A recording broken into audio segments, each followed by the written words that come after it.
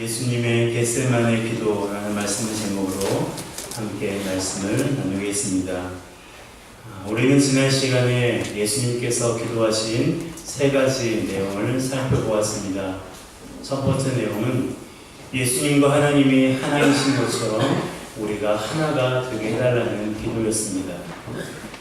우리가 하나가 되어야 하는 이유가 있습니다. 그것은 바로 우리끼리 잘 먹고 잘 살기 위해서가 아니라 하나님을 믿지 않는 사람들이 우리가 하나됨을 통해서 그리스도의 제자라는 것을 알고 하나님께로 나아오게 하기 위해서입니다. 또한 하나됨은 어떤 구호나 운동을 통해서 되는 것이 아니라 모두가 성령 충만할 때 가능한 것입니다. 예수님께서 기도하신 두 번째 내용은 예수님의 기쁨이 우리 안에 충만하게 해달라는 것이었어요. 예수님의 기쁨은 사람들의 비난과 배신, 사탄의 시험 때에도 사라지지 않는 영원한 기쁨이었습니다. 그 기쁨을 위해서 기도하신 거예요. 그런데요, 예수님을 마음속에 모시고 있는 우리는 이미 예수님의 기쁨을 소유하고 있습니다. 그러나 사탄이 우리에게 기쁨이 있다는 것을 잊어버리게 만드는데요. 이때 우리가 예수님이 우리 안에 계시다는 것을 알고 그분을 의지하면 사탄의 속임수가 벗어지고 예수님의 기쁨이 비로소 우리 삶 속에 나타나는 것입니다. 예수님께서 기도하신 세 번째 내용은 진리로 거룩하게 해달라는 것이었어요. 진리는 하나님의 말씀을 가리킵니다.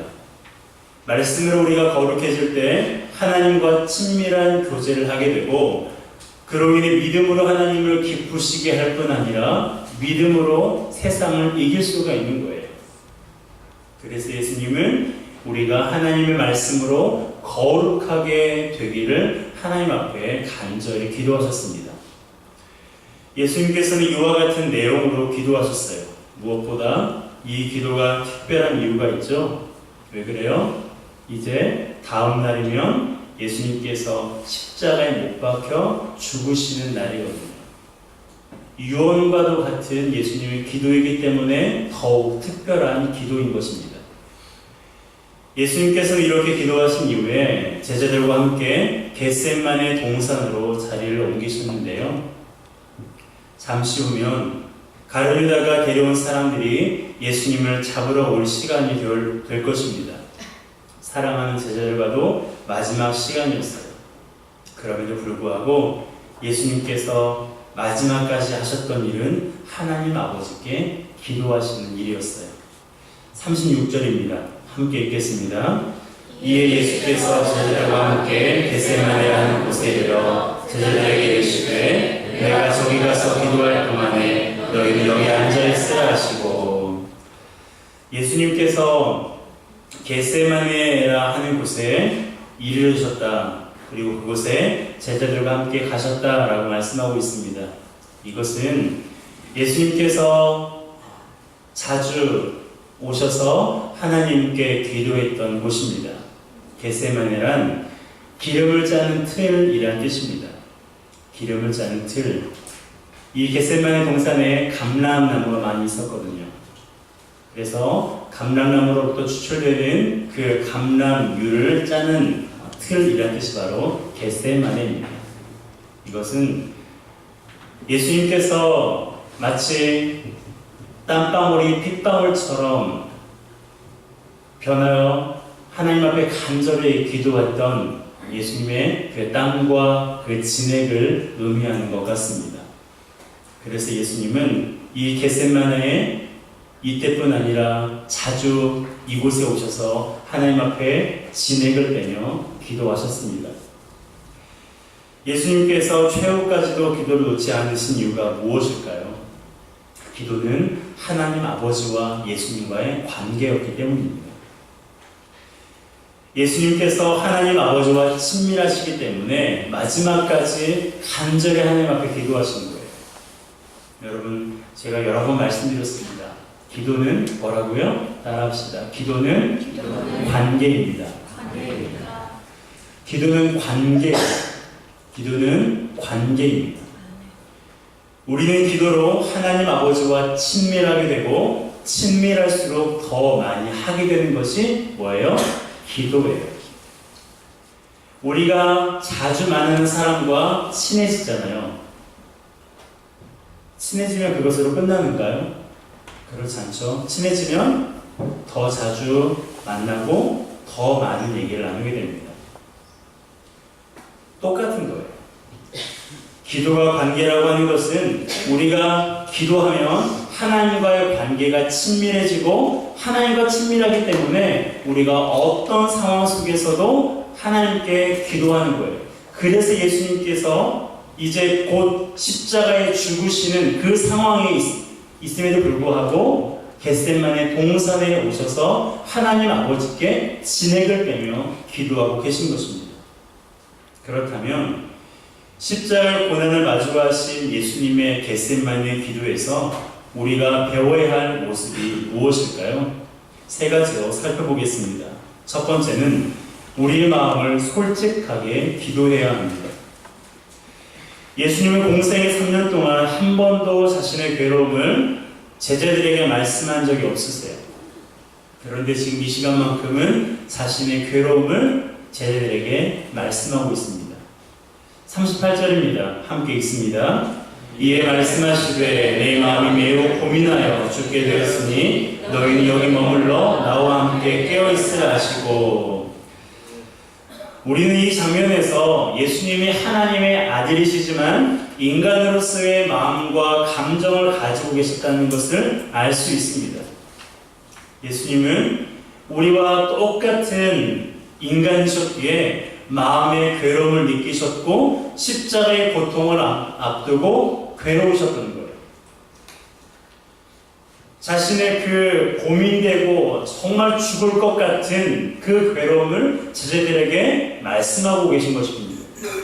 더구나 예수님은 자신이 어떤 괴로움을 받게 될지 잘 알고 계셨기 때문에 그 고통이 더 커졌어요. 때문에 제자들뿐만 아니라 하나님 아버지께도 자신의 괴로움을 토로하셨습니다. 39절 3번절입니다. 함께 읽습니다.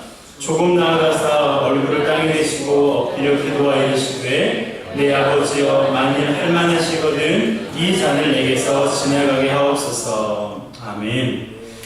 예수님께서 하나님 아버지께 이렇게 기도하시죠. 만일 할만하시거든 이 잔을 내게서 지나가게 하옵소서. 예수님께서 이렇게 기도하신 이유가 무엇일까요? 하나님만이 이 잔을 지나갈 수 있게 하는 유일한 분이기 때문입니다. 그렇다면 예수님이 말씀하신 이 잔은 어떤 것을 의미할까요? 그것은 바로 십자가를 의미합니다.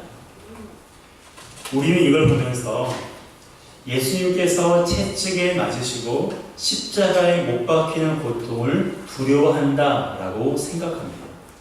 그럴 수도 있어요. 예수님도 사람이셨으니까.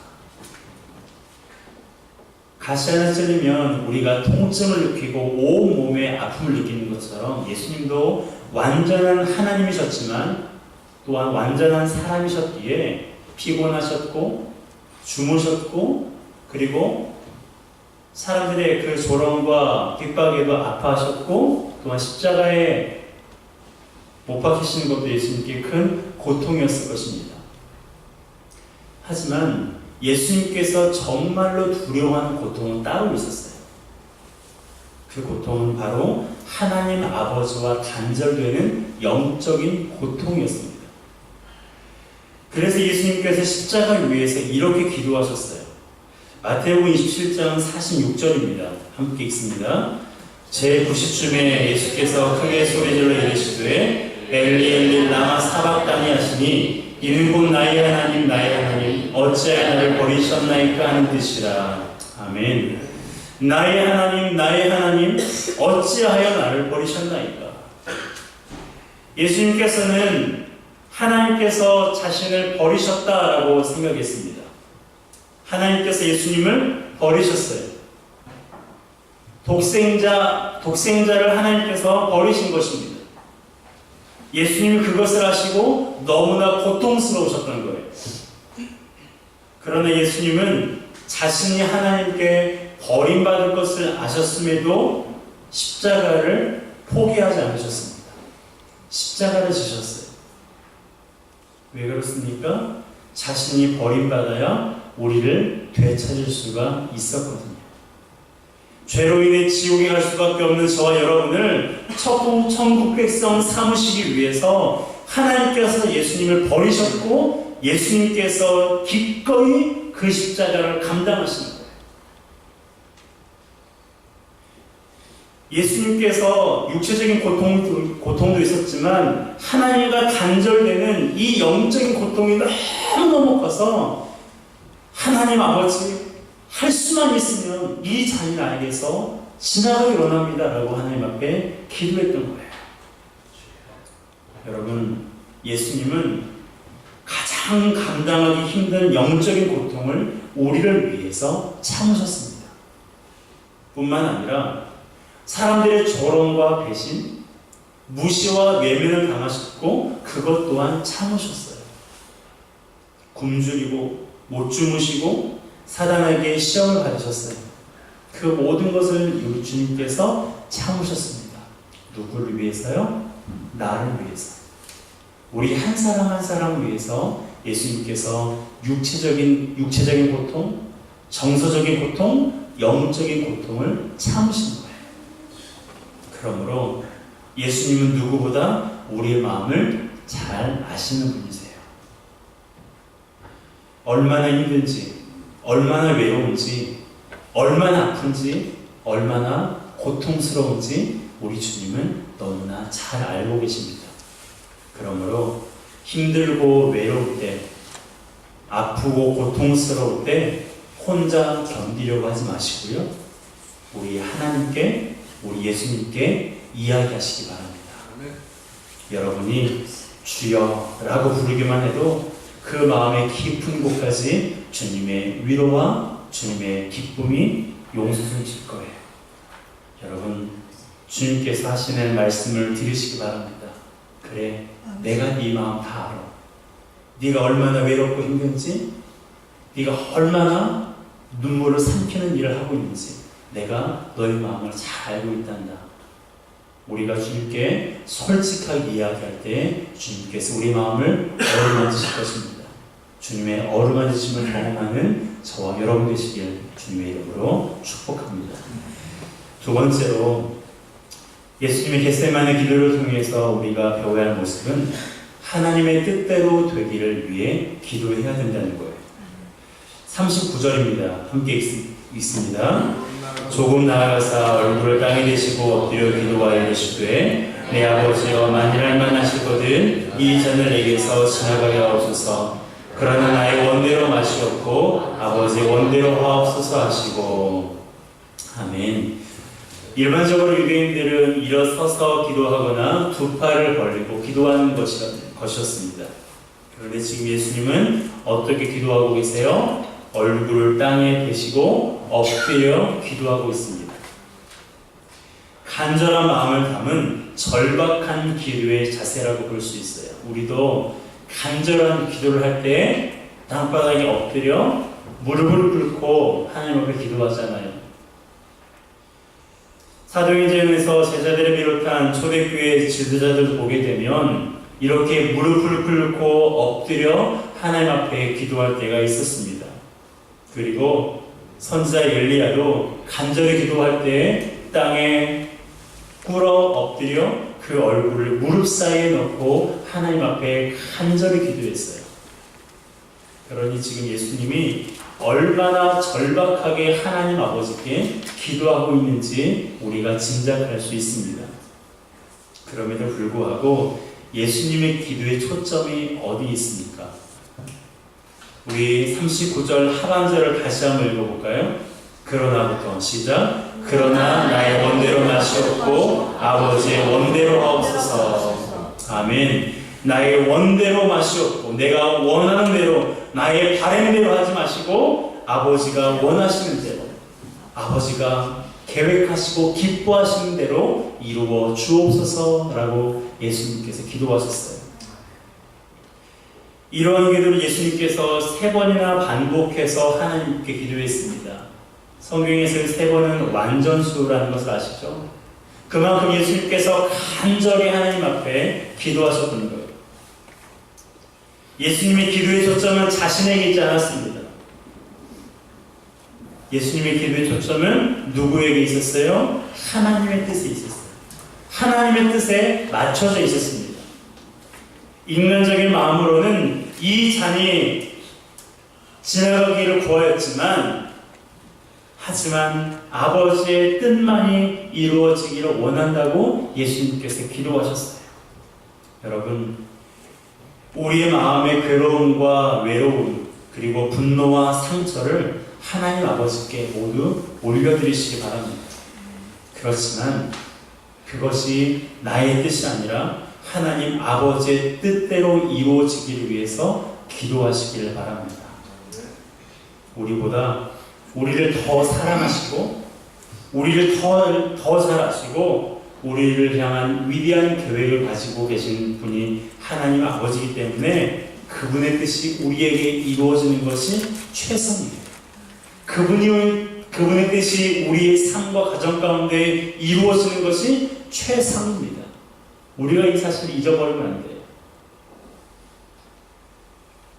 때로는 하나님께서 실수하신 것처럼 보여지고, 하나님께서 나를 사랑하지 않으시는 것처럼 여기질 때가 있어요.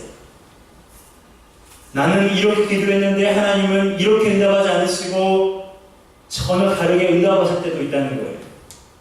하나님이 실수하시거나 하나님의 귀가 어두우셔서 그런 것이 아니라 그것이 우리에게 최상이기 때문에 하나님께서 그렇게 응답하시는 거예요. 그러므로 기도는 나의 뜻을 하나님께 관철시키려는 목적이 아니라 나의 하나님의 뜻에 나의 생각을, 나의 삶을 맞추기 위해서 기도하는 것입니다. 우리가 기도를 혼돈하면 안 돼요. 그래, 나에게 이런 간절한 기도 제목이 있어. 하나님께 열심히 기도해서 내 목적을 성취해야지. 아니에요. 예수님께서 하신 기도를 보세요. 예수님은 자신의 목적과 계획을 성취하기 위해서 하나님께 영숭을 청구하지 않았어요. 하나님, 내가 당신을 위해서 이만큼 했으니까 이 잔을 나에게서 반드시 옮겨 주시옵소서. 그렇게 하지 않으셨어요. 그것이 간절한 마음이지만 내 뜻대로 마옵시고 아버지의 뜻대로 하옵소서. 여러분, 내 뜻이 아닌 아버지의 뜻이 저와 여러분들의 삶 가운데 이루어지기를 기도하시는 저와 여러분 되었으면 좋겠습니다. 나의 뜻대로 되면 여기 있을 사람 한 사람도 없어요. 내 뜻대로 내 인생이 살아왔으면 여기 있을 사람 한 사람도 없습니다. 아버지의 뜻대로 살아가기 때문에 우리가 이곳에서 지금 하나님을 예배하고 있는 거예요. 그렇지 않습니까? 여러분, 내 뜻을 하나님께 관철시키지 마시고요. 하나님의 뜻이 내 마음과 내 심령과 내 삶과 가정 가운데 역사하시기 위해서 기도하는 저 여러분 되시길 주님의 이름으로 축복합니다. 그것이 우리가 예수님의 겟세마네 기도를 통해서 배울 수 있는 두 번째 모습입니다. 세 번째는 시험에 들지 않기 위해서 기도해야 합니다. 40절과 41절입니다. 함께 읽습니다. 제자들에게 오사 그 사는 것을 보시고 베드로에게 말씀하시되 너희가 나와 함께 1시간도 이렇게 깨어 있을 수 없더냐. 시험에 들지 않게 깨어 기도하라. 마음에는 원이로되 육신이 약하도다 하시고. 아멘. 마음에는 원이로되 육신이 약하도다. 이 말을 우리는 참 우스개로 사용할 때가 있습니다. 내일부터 뭐가 있다고요? 내일부터 뭐가 있어요? 네, 날아가지 마시고요. 특별 새벽 기도회가 내일부터 있습니다. 어떤 분은 이렇게 핑계할지도 몰라요. 목사님, 제가 마음의 원인데요, 육신이 약해요. 제가 마음에는 너무너무 특세에 가고 싶은데요, 제가 육신이 약해서요. 여러분, 베드로가 예수님께 베드로가 기도하지 않고 예수님의 십자가의 그 사건을 맞닥뜨렸을 때 베드로가 어떻게 했습니까? 시험에 들었어요. 예수님께서 분명히 경고하셨어요. 나와 함께 1시간도 이렇게 깨어 있을 수 없더냐? 시험에 들지 않게 깨어 기도하라. 마음의 원이로되 육신 약하도다. 이것을 예수님도 내가 연약한 것을 이해해 주시는구나 라는 것으로 오해하시면 안 됩니다. 내 육신 연약할지라도 깨어서 기도하라는 거예요. 피곤하고 힘들어도 깨어서 기도하라고 우리 주님께서 말씀하시는 거예요. 여러분, 마음으로는 기도하고 싶은데 육신이 약해서, 피곤해서, 졸려서 기도하지 못한다는 핑계를 하지 마세요. 만약 이러한 핑계를 가지고 우리가 기도하지 않는다면 우리도 베드로와 같이 주님을 배반할지 모르겠습니다. 그러므로 우리는 육신의 약함을 이겨야 돼요. 제자들이 육신의 연약함을 핑계로 기도하지 않을 때 그들이 어떻게 했습니까? 예수님을 다 버리고 다 도망갔어요. 예수님 버리고 다 도망갔습니다. 오늘 읽지 않았지만 마태복음 26장 35절 말씀을 보게 되면 오늘 36절부터 읽었잖아요. 바로 앞절인 35절에 어떤 말씀이 있습니까? 베드로가 이르되 내가 주와 함께 죽을지언정 주를 부인하지 않겠나이다 하고, 그리고요 모든 제자도 그와 같이 말합니다. 이에 예수께서 36절이 그렇게 시작돼요. 그런데 그 제자들이 어떻게 했어요? 다 도망갔어요. 베드로는 3번이나 예수님을 부인했습니다. 여러분, 최소 1시간이에요. 우리가 시험에 들지 않기 위해서 기도해야 할 시간은 최소 1시간입니다. 하루 24시간 중에서 1시간만이라도 시간을 내어 하나님 아버지께 겟세마네 동산에 올라가 기도하는 우리 모두가 되었으면 좋겠습니다. 사실 우리 주님이 제자들보다 더 피곤하신 분이세요. 예수님이 병을 고치고 말씀을 가르치고 많은 사람을 만나셨어요. 제자들은 뭘 했어요? 옆에 따라다니기만 했어요. 보기만 했어요. 구경만 했어요. 누가 더 피곤하겠어요? 그럼에도 예수님은 깨어서 기도하셨어요. 깨어서 기도하신 예수님은 시험에 들지 않으셨지만 깨어있지 못하고 기도하지 않은 제자들은 시험에 빠졌습니다. 여러분, 시험에 들지 않기 위해 하루에 최소 1시간씩 하나님 앞에 기도하는 우리 모두가 되었으면 좋겠습니다. 며칠 전 우리 교회에 신천지 여러 명이 찾아왔습니다. 저에게 그런 말 하더라고요. 공개 토론이 있으면 나와달라고. 제가 왜 나가요? 말도 안 되는 것을. 여러분, 우리를 넘어뜨리기 위해서, 우리를 시험에 빠지기 위해서 신천지 여호와의 증인 수많은 이단의 세력과 수많은 동성애와 그리고 죄의 모습들이 우리를 공격하고 있어요. 여러분, 우리는 그 공격에 넘어지지 않은 자신이 있습니까? 어느 누구도 죄에서 자유로울 수가 없어요. 나는 죄를 이길 수 있다라고 장담할 수 있는 사람은 한 사람도 없습니다. 다윗도 넘어졌어요.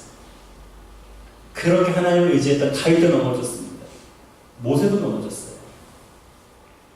그러니 우리가 기도하지 않고는 도저히 이 세상에서 우리가 마귀의 시험을 이길 수가 없어요. 우리를 넘어지게 하고 우리를 하나님으로부터 멀어지게 하는 세상의 유혹과 미워한 것들을 우리가 이길 수가 없습니다. 그러므로 예수님께서 나와 함께 1시 동안도 깨어있을 수 없더냐라고 말씀하신 그 말씀 앞에, 네 주님, 제가 1시간 동안은 깨어서 기도하겠습니다 라고 우리 주님께 결단하며 나아가는 우리 모두가 되었으면 좋겠습니다. 여러분, 예수님께서는 겟세마네에서 자신을 위해서 기도할 뿐 아니라 하나님의 뜻이 이루어지기를 위해서, 그리고 제자들이 시험에 들지 않기 위해서 하나님 앞에 간절히 기도하셨습니다. 우리가 예수님의 겟세마네 기도를 본받아서 우리의 삶 속에서도 하나님, 내가 늘 깨어서 기도하게 해주시고 예수님께서 십자가와 같은 고난과 고통을 코앞에 둔 상황에서도 하나님께 기도하기를 쉬지 않으셨던 것처럼 저 또한 어떤 환경 속에서도 하나님 앞에 깨어 기도하는 자가 되겠습니다. 라는 믿음의 고백이 저와 여러분들 가운데 있기를 주님의 이름으로 축복합니다. 함께 이 시간 찬양하겠습니다.